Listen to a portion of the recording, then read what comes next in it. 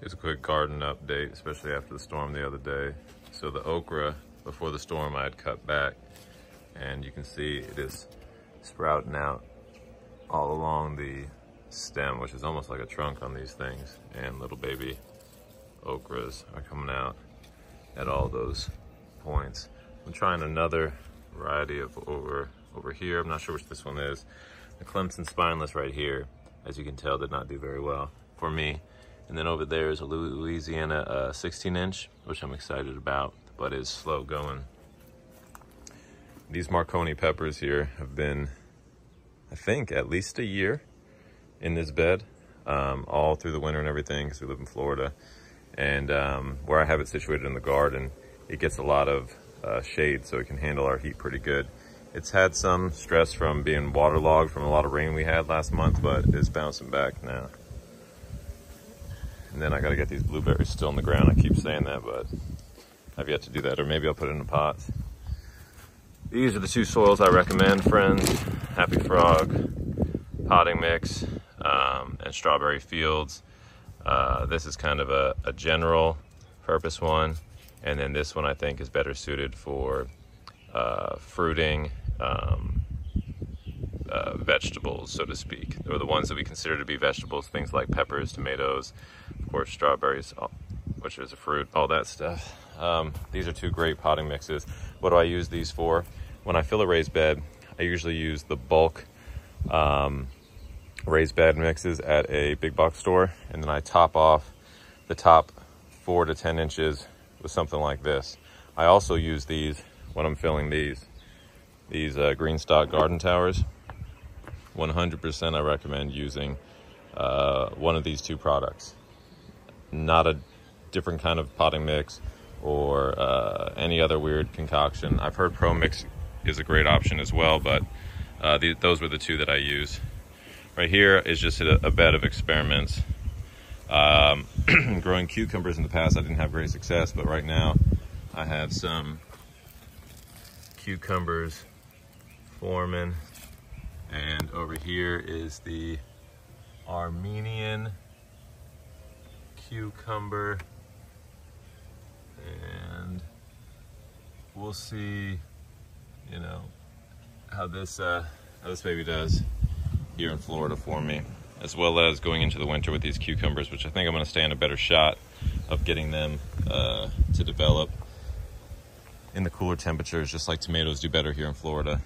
Right here I've got some corn going to tassel, and then a later planting of corn. And then in January, I'm gonna plant corn in this bed again for a winter sowing here in Florida, because I'm determined to get sweet corn this growing season. And then let's take a quick glance. Let's see, peppers, purple pole beans, zinnias, seedling tomatoes that popped up, pepper that's not doing that great, more zinnias, and I think I have behind them right in there some poppies that just germinated and are coming up, a little Oreo. We've got the Tahitian melon squash and I believe the butternut squash right here. And then this bed, these are all alyssum that's gonna pop up and look real beautiful here. If you live in Florida or a hot climate, this right here is called Egyptian spinach. As you can see, it's about 8 or 9 feet tall, and it's actually going to seed now, otherwise it would be even bushier. But this is a green that you can grow all throughout the summer in hot climates. One to definitely add to the garden. Got an avocado, a peach, orange sherbet mango. This is a black Suriname cherry, absolutely delicious. I could go on and on about stuff, but let's see what some highlights are. Maybe we'll go check out that garden bed between that avocado and that avocado.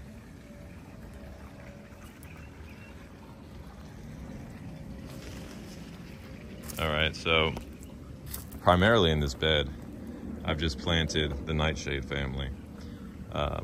Every cage you see is gonna be a tomato of a different variety. All heirlooms, no hybrids in here. The hybrids that I plant, I'll probably buy transplants from the big box store, and then I will be planting them in spaces around the garden. I find that the hybrids are more resistant and do better with just throwing them into some wild native soil, and they do just fine. I've also added in peppers here as well. These two little eggplant direct sown seedlings. This one's getting tore up, but pretty slow going for now. And then I've got sunflowers along the back of the bed. And I'm pretty excited about this bed, honestly. I love tomatoes, and I probably purchased about 25 to 35 varieties of tomatoes to grow this year, so super excited about that. Back here, there is this Valencia Pride mango right here, which is the one that I dumped too much rabbit manure right here, and either burned it from dumping way too much rabbit manure, or the hay that was with the rabbit manure might have had Grazon, that herbicide on it, because in the past, this part of the tree here experienced crazy, what appeared to be fertilizer burn, but just really jacked up looking. So through a lot of selective pruning here, you can see the new growth is nice and healthy. And it did take about, I don't know, maybe at least a year and a half to bounce back on this side, but it's looking good now. Just something to bear in mind, to not use hay in the garden unless you're positive that there hasn't been Grazon sprayed on it, and also that you don't want to overdo even rabbit manure possibly. That bamboo right there actually turns black.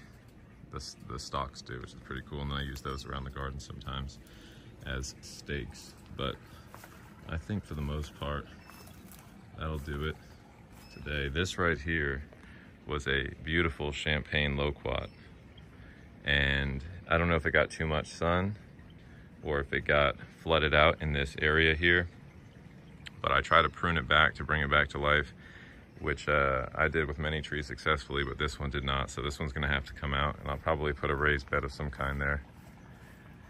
And these two mangoes I'm super excited about this year. This is, or this coming summer, this is Lemon Zest seedling, which has been growing very healthy. I hope to get fruit off of it this year, even if just one. And then this right here is the, what is this called? Buttercream. This is the Buttercream mango. I got one off last year, but now that it has tripled in size, hopefully we get some more. See y'all in the next video.